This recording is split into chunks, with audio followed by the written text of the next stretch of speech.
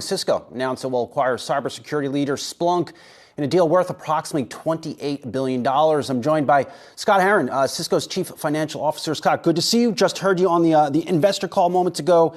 Big deal. And I think your company is saying this is a historic deal for Cisco. Walk us through it.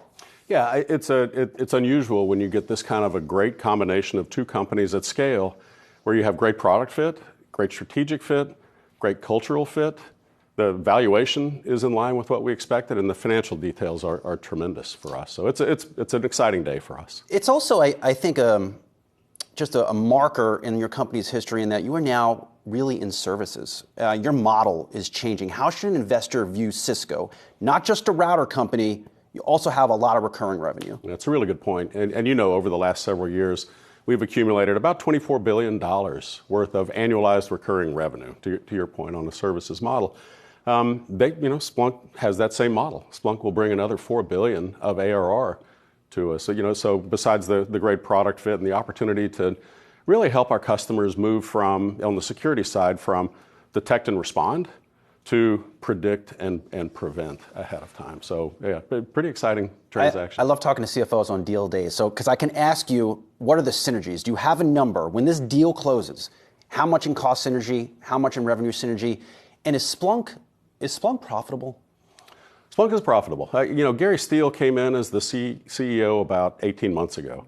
And Gary and I have known each other for years. He's a tremendous operator and has done a great job, I think, over the last 18 months, kind of focusing more on cost, focusing more on profitability, focusing on customers. And they've made some really key decisions that I think helped us get to the point where we are today of making this transaction.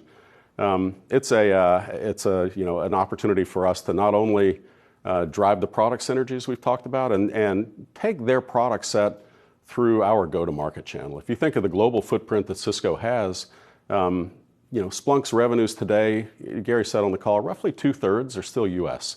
Right? So the opportunity to take that technology and to leverage our footprint, something we're pretty excited about. We will do some additional investment to make that happen in both Europe and in APJC. And yes, of course, we've got synergies, more top-line synergies than there are cost synergies as we look forward. Yeah, is it more, so this isn't a deal where you join forces and suddenly you put out a release saying you have hundreds of millions in cost synergies. This isn't that type of deal? No. This is much more motivated by the top-line synergies and acceleration we can get. And frankly, cash flow positive in year one after close. We do expect there to be a 9 to 12 month standard regulatory review. There's very little product overlap, so I don't think there's concern there. So when I talk about the cash flow positive in the first year post-close, for us, that's our fiscal 25, right? We expect this to close right around the beginning of our fiscal 25. So 9 to 12 month regulatory review. It was mentioned on that call, Splunk has a little business in China. Do you need China's approval for this deal to close? We do not. They've got a very, very small business in China, so that's not going to be an inhibitor to us. What's the big play here? Of course, we've been talking to you, and I talked to your CEO, Chuck Robbins, a couple weeks ago on generative AI, and you have already a big backlog, hundreds of $millions in backlog. Is the play here to keep people's data secure as Gen AI gets supercharged? Yeah, you're spot on, Brian. Data is the key to AI, right? If you think about that, without you need the data to train the models to get the value out of AI.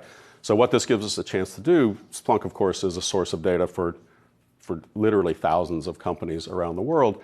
When you can combine that with the network telemetry and the security telemetry that we have, and with our AppD product, right, which gives you application monitoring, you can pull all that together in a very rich data set and then put an AI layer over the top of that. So it's not, what you were talking about earlier is more us selling AI infrastructure.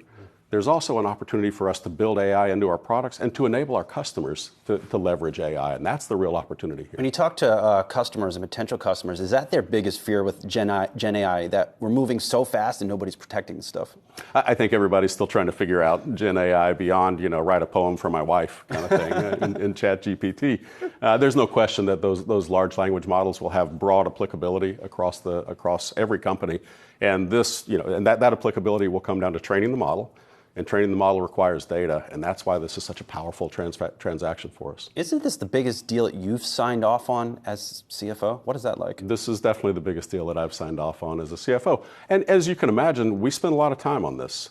We've always been disciplined. It's been talked about for a while in various forums. It was rumored, I think, if you go back, and that was before Gary joined the company. But for a transaction this size, we've always been disciplined. We are an acquirer as a company.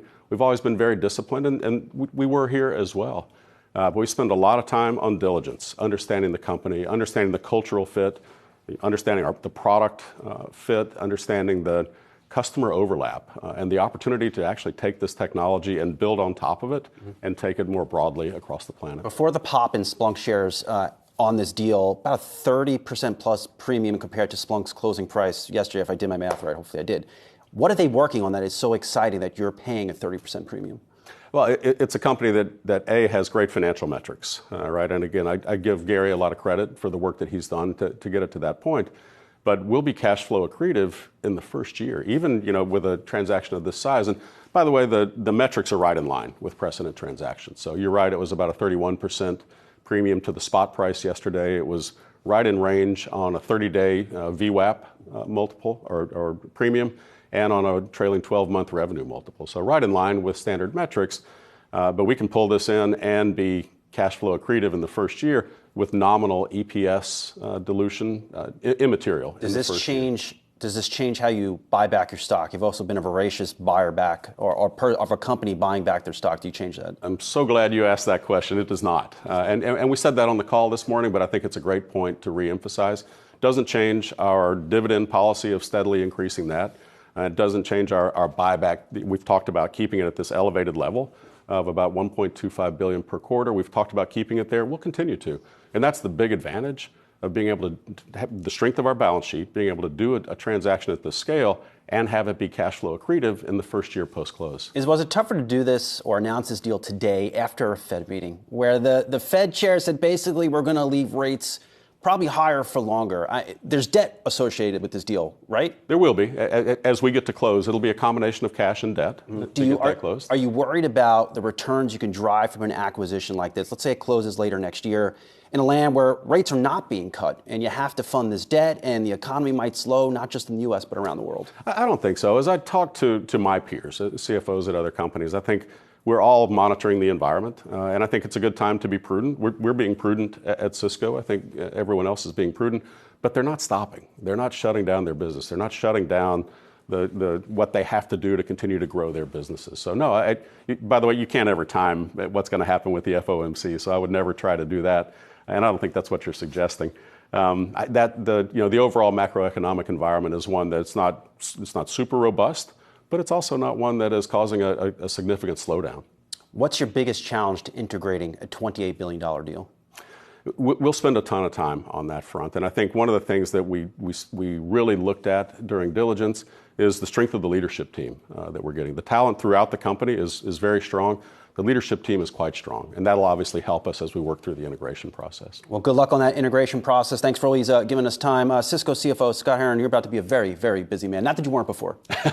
Yeah, I wasn't playing a lot of golf before, Brian, and this is going to kill my golf. Yeah, absolutely. Well, all right, Scott, good to see you. Appreciate it. Cheers, Brian. Thank you.